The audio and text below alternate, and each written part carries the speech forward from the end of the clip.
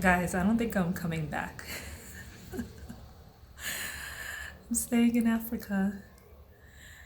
Oh my goodness, it is so beautiful, this new apartment that I have, and I'm literally sitting here just worshiping in my mind and just praising God so much for where I am right now.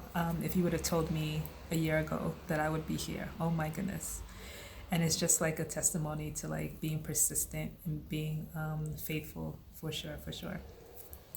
But that out of the way, I am now in my new apartment in Kileleshwa. I hope I'm saying it right. It's not a Swahili word and it doesn't mean anything from what I was told.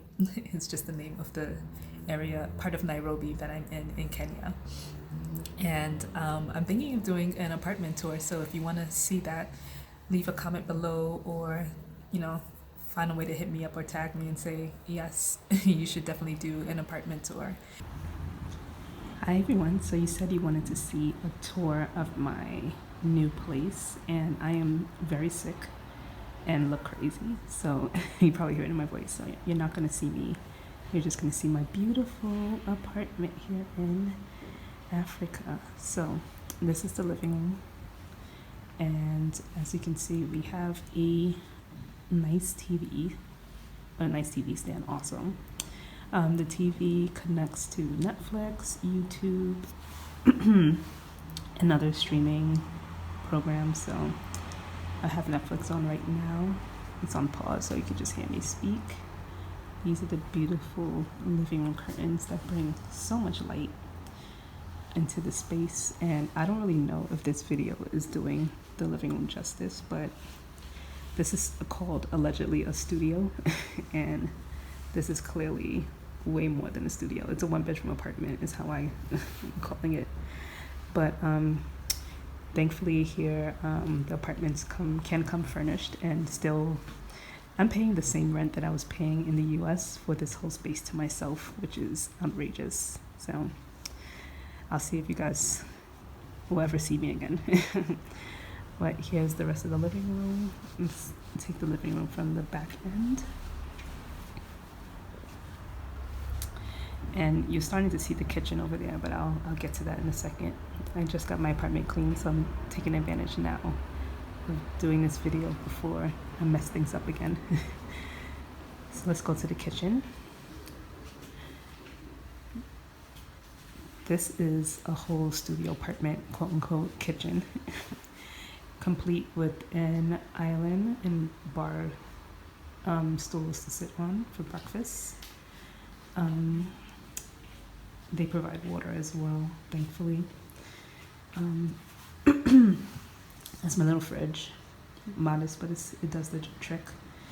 And I have a microwave right there. As you can see, I have an oven. That was a big deal for me because it's like they're not used to ovens out here and they don't really have use for it. But I was so happy when I saw it. So I have an oven, I have a gas stove,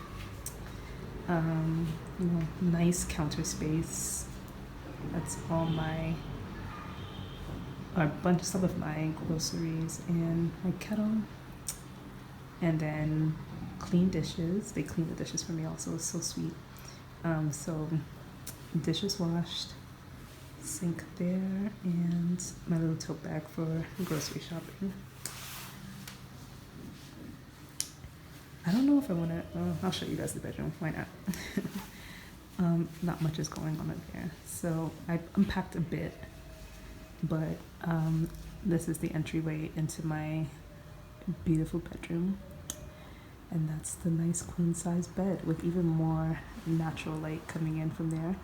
I keep the curtains open in my bedroom just so that when the sun rises, it's like a natural way for me to wake up. And I have a nice little mirror here for myself. Dresser drawers are all there, and Oh, I didn't show you the bathroom. I'm not gonna show you the bathroom, but the bathroom's pretty decent. You know what? Fine. Let's look at the bathroom. So this is the bathroom door, and then when you enter, let me just make sure there's nothing.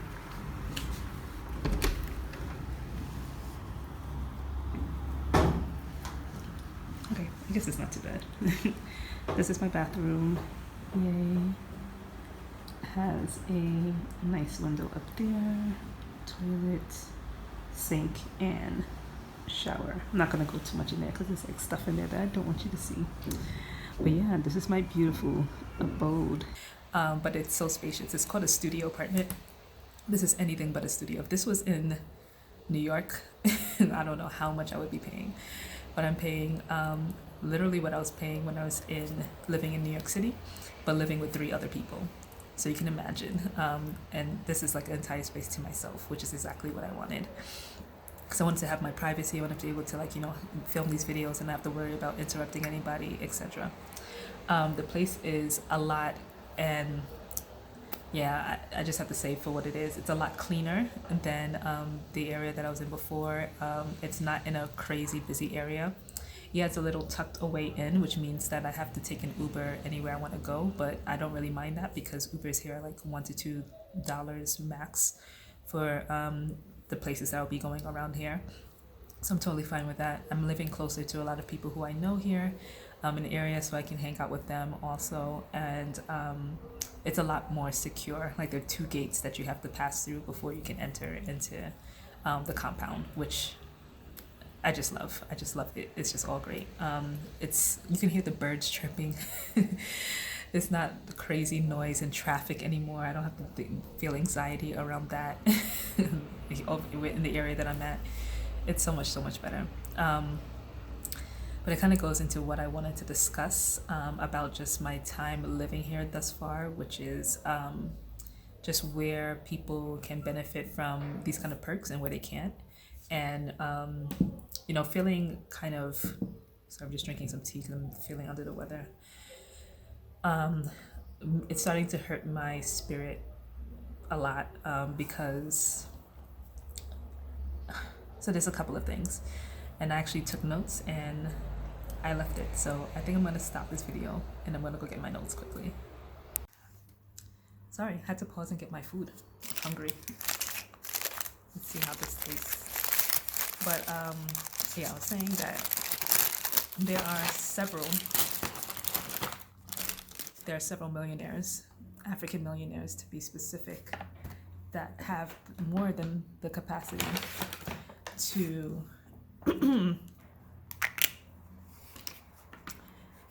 to develop this area. I'm just trying to figure out what's the issue. Like, is it that it's an incentive issue? Is it that it's a payment issue? The contracts are not up to par, or they don't make perfect business sense? You know, what's the legal red tape with dealing with different companies coming in to do this like kind of work, infrastructure work? So many questions. Of course, I'm gonna do some digging and research and find out all about that. But I'm gonna do that because at least I am curious about what the hell is going on and how you can find a way to do it. Like, once again, for certain people of a certain like demographic, of a certain income level, of a certain race, of a certain ethnicity, but you can't do it for the people who have to live here and have no other option but to live here. It's ridiculous. It really is.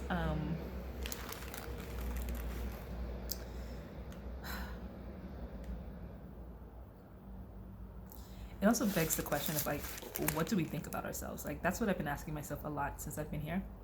Like, is it a self-hate issue? Is it we don't believe that Africans or Black people are worthy of putting in that effort to provide these basic kind of things that we have in other developed cities? Like, there's really no reason.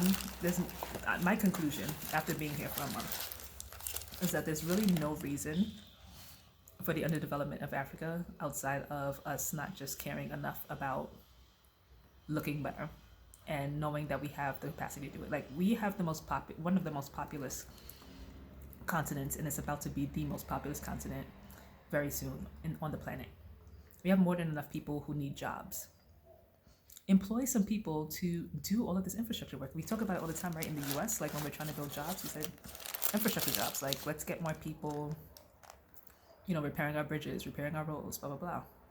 What is the big, like, what is the challenge in getting this done? Like, why do I see people sitting on the sides of roads, figuring out how to do odd jobs and not being employed in this kind of work, and can easily be making a good amount of money? I know that there is like several case studies of this in Germany, for example, right? Where a plumber can live a pretty good life.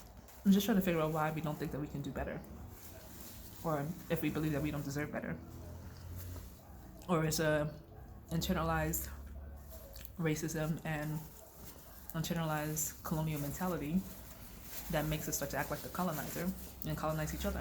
Like, let's get over that, please. Like, let's not still be doing this to one another. Oh my goodness. Like, let's unlearn these tools of the trade from our oppressors, and please, like, let us have a better life, because in the end, it's not good for any of us if there's so many people living in poverty. Obviously, that leads to crime, that leads to like desperation, leads to people just not feeling like they can go about doing things the fair way, because they feel like they're not being treated fairly. Exactly what they were talking about in Dubai when we went on this Dubai tour, or Abu Dhabi tour.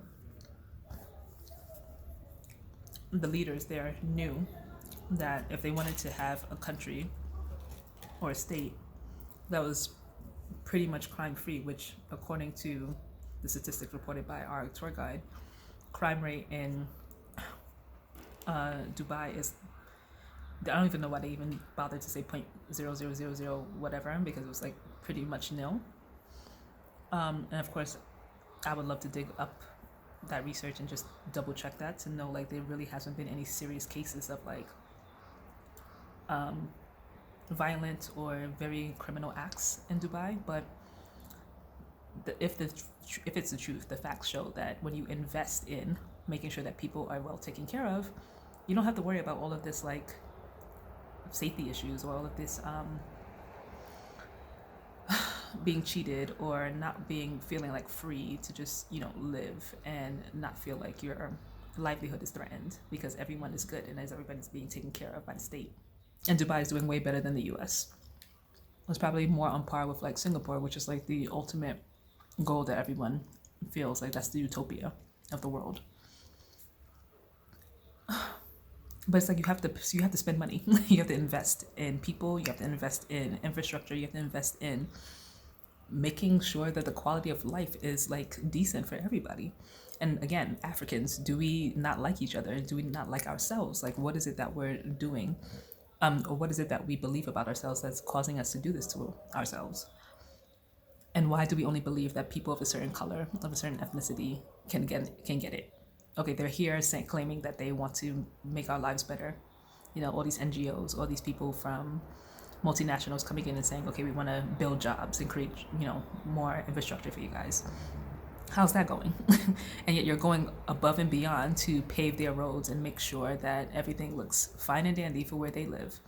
And again, I'm not trying to make this like a reverse racism thing or bashing anyone who is not African or Black from coming to Africa. I'm just saying that you too need to like ask yourself, why am I getting treated this way, and why do I see everything else around me crumbling?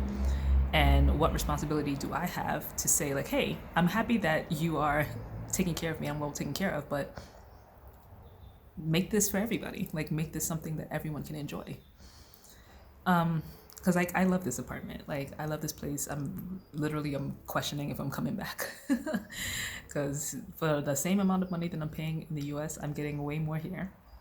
But if I'm gonna be here, there's a responsibility, and I have to feel like I'm making a difference, like I'm putting a dent in all of this nonsense. And again, that's part of the reason why I'm doing this video. I'm trying to build that army. I'm trying to get you guys to feel that the urgency to come here, and not to just come here and enjoy the lap of luxury that you get to enjoy as someone who's coming from outside of the country, but to say like, I want to sacrifice time, resources, whatever, to making sure that everyone gets in, like the ability to even dream or aspire to have something like this, and that it shouldn't be like only reserved for a certain type of person.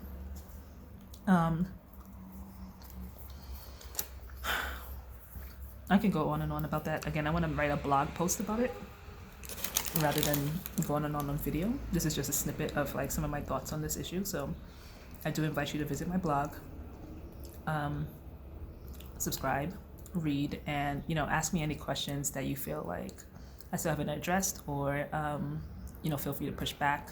If you're someone who is not of African descent, who is living in Africa, and have your thoughts and opinions about some of the things I said, I definitely invite you to share those with me. And this is a totally different tangent, but it kind of goes back to like this whole,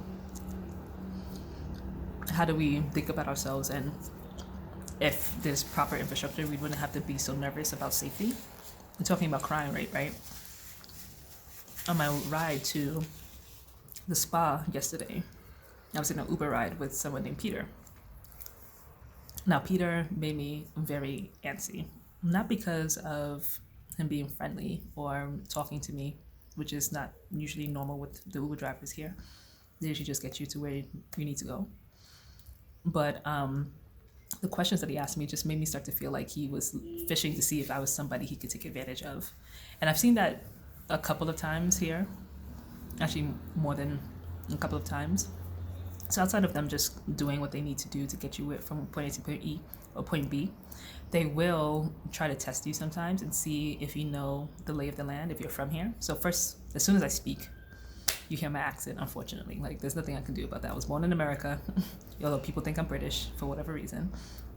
But I have a non-African accent. And so that already gives me away right away. So then it's like, oh, do you think we should take such and such road, that's by this and such place? And I'm not from here. I don't know every single landmark in Nairobi. So especially when I first got here and they were asking me this, I was like, immediately share my Uber ride. I shared my Uber ride with the people that I know who are here in Nairobi. And I've been sharing it with my family abroad. And I know some of them are getting annoyed. They're like, what can we do? We're not there. But I was just like, somebody needs to know that I'm in a ride right now, and to make sure that I want to increase my chances of somebody watching to make sure that I get to where I'm going, because I was worried that if I say that, oh, I don't know where that is, then they're just going to say, okay, well, we're just taking this route. And they'll say like, oh, it's because of traffic. So we're not going to go the route that Uber is telling us. We're just going to go a different route. And it's like, that's how you end up getting kidnapped. And that's how you end up, God forbid, something horrible happening to you. And Uber has already been in the news for this issue of, they're claiming that it's only like 0.003% of cases that happen around the world, but more than 3,000 cases of rape and sexual violence against passengers and drivers in Uber cars. And they've already lost their license as well in the UK for a lot of safety concerns and issues. Now, if you're losing your license in the UK, I can only imagine what kind of like safeguards you have like in a place like Kenya for safety issues. Because I don't know if I said this, I don't know if I recorded this or not, but I was going to another concert at night. I'm already nervous about traveling at night with an Uber, but again, I was meeting someone there and they were tracking my ride, so that was fine. But then this guy decides, because he's frustrated with the traffic, it was torrential downpour raining crazy, and there was a lot of traffic, and because he's frustrated with the traffic, decides to start driving on the opposite side of the highway. Now, when I say opposite side of the highway, I mean like think of West Side Highway in New York, and think about the one going north and the one going south. He decides we're going north, but because the north side is going too slow, I'm gonna switch over to the south lane and start driving in the north direction. And clearly we almost got into a head-on collision, like immediately. And I was like, I cannot believe that you thought that it was okay to take a passenger with you on the wrong side of the road because you are frustrated with traffic. Like, I would rather get there alive. So anyway, safety issues, that was number one. And then like with this guy, Peter, when I was on my way to the spa, in addition to just asking me like, oh, what landmarks, I'm like, he's asking me, okay, like, where are you from? And I'm telling him Nigeria. I tell everybody Nigeria. I don't tell them the US because I'm nervous now about them thinking that I have a US passport on me or whatever. And then he's like, oh, what do you do? And I'm like, I'm a consultant, keeping it very broad. And then he's like, oh, you don't want to sell your business to me? Maybe I can use your services. And it's like, not to, when he said that, I was like, not to knock you about, say you can use my service, but it's like, you got to tell me more because you're driving Uber and I need to know why you think that you need my services. So I'm asking him and he's like, oh, no, this is just one car that I have, but I own a fleet of cars. And I'm like, okay, that's feasible. I was like, I don't know anything about that, but I can introduce you to someone. But he's insistent. He's like, no, but you got to tell me what's your specialty. Like, where do you work? Like, who do you work with? And so I'm just like, I work here by myself. I don't know if that was the best thing to say, but I was like, I'm here by myself. And then he's like, oh, you're going to the spa. What kind of service are you getting? And I was like, why are you asking me all these questions? And then he's like, maybe how much is the massages there? Maybe I'll go in as well and get a massage. And I'm like, go in as well? I don't know if like it was good that he was being this open and talking to me, because then it was like I can see where your mind is at. But again, once again, I was like, panic button, share my ride with whoever I can. Please make sure that if you do come here, you have a SIM card. Make sure that you pay for a SIM card and make sure you're always topped up with funds so you can use your data, because Wi-Fi is, far and few in between. Make sure you have a SIM card and a local number so that you can call whoever you need to call, whether it be police or whoever you know here. Make sure you have that. So thankfully I had that. This time I topped up all the way up. I have like 1,000 minutes unnecessarily, all this gigabytes in data. So if I needed to call somebody quickly and be like, I'm in an Uber ride with a driver who's like making me feel very unsafe, I could. So I'm just like tracking the ride, and of course he then does that thing where it's like, should we take another ride? Take another route. And I'm like, follow the route that Uber is giving you. And I'm just watching it carefully because I don't want this guy to like take me off somewhere. And then when we get to the spa, I'm like, you can just leave me right here outside the gate. And it was like throughout the whole ride, he kept asking me, how much are the massages there? How much are the massages there? I'm like, I know how much Uber drivers make here. So I was actually watching a talk at the World Economic Forum, and someone was running down the numbers. So it's funny that I can actually see how much they get from like each ride. So like I said, each ride is like $1 to $3 per ride, and then they're only getting a certain percentage of that $1 to $3. So per ride, you're probably making like 50 cents as a driver. So unless you're doing a crazy amount of rides, you're not making enough money to go into a spa that I was going into and get a massage. So that was very nerve-wracking. And so again, the desperation that we cause here, and it's not just here, it's in the US with poverty. I taught in like the poorest congressional district at the time in the country. I've seen poverty not just in Africa, I've seen it everywhere else, right? The thing is, to some extent, outside of Africa, in countries like the US and countries like the UK, etc., there is some kind of path to getting out of it. Yes, you're going up against huge obstacles like racism, classism, and capitalism in and of itself is an obstacle sometimes, but there's some foreseeable way for you to get out of it. Here, it's so dreary for a lot of people, and Nairobi is actually not the worst city. I would say Lagos is far worse in terms of like poverty. But anytime people can feel like they can just cheat their way into doing something or getting to a certain place, because of the desperation of the situation, they will do it. And we have to ask ourselves, like, how is this helping us as a people? And like, what do we think about ourselves as a collective? Do we just see ourselves like certain people who are of African descent are a new elitist class and we're just gonna hang out over here and leave everybody else to the side? Or are we gonna like say that our forefathers, our ancestors were able to rule each other in a way that was much more peaceful than this and was much more prosperous? And do we want to go back to that and not say that because of what happened with colonialism that we're gonna perpetuate those kind of standards? I am like very sick and I'm choking, so I'm gonna stop because otherwise I'm gonna die. But these are my thoughts